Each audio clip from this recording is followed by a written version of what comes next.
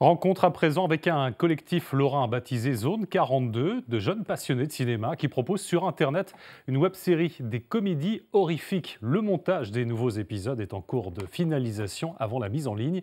Reportage de Malika Boudiba, Éric Bertrand.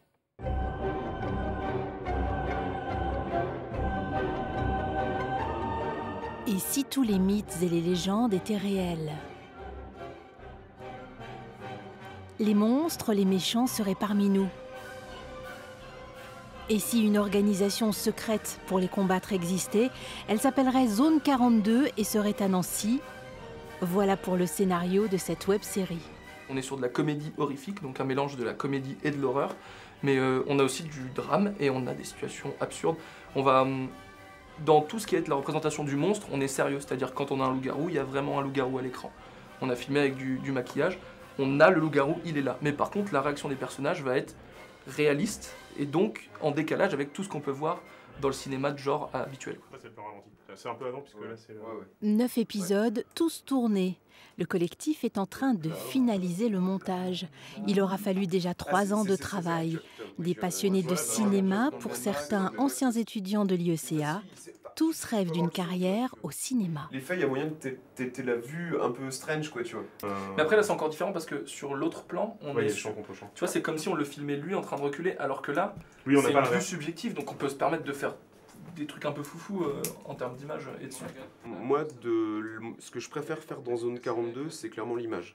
Si je me destine à quelque chose, c'est à être technicien plutôt que créatif. Enfin, créatif, on crée quand même quelque chose en travaillant l'image, mais ce serait chef opérateur, travailler l'image et la lumière, quoi, essentiellement.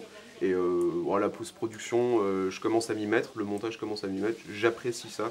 On a trouvé maintenant, à travers d'autres projets, on a commencé à trouver chacun nos rôles, et moi ce serait plus l'image.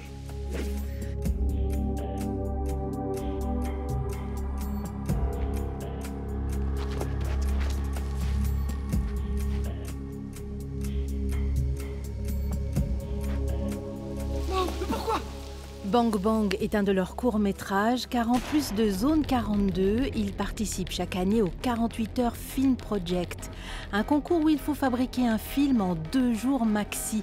Chacun de leurs films est remarqué, parfois primé, comme Pour de faux, récompensé il y a quelques mois à Seattle. C'était un coup pistolet? Non, c'était pour de faux. On était contents d'être à Seattle, de retrouver d'autres équipes, de voir un peu les différents cours qu'il y avait gagnés partout dans le monde.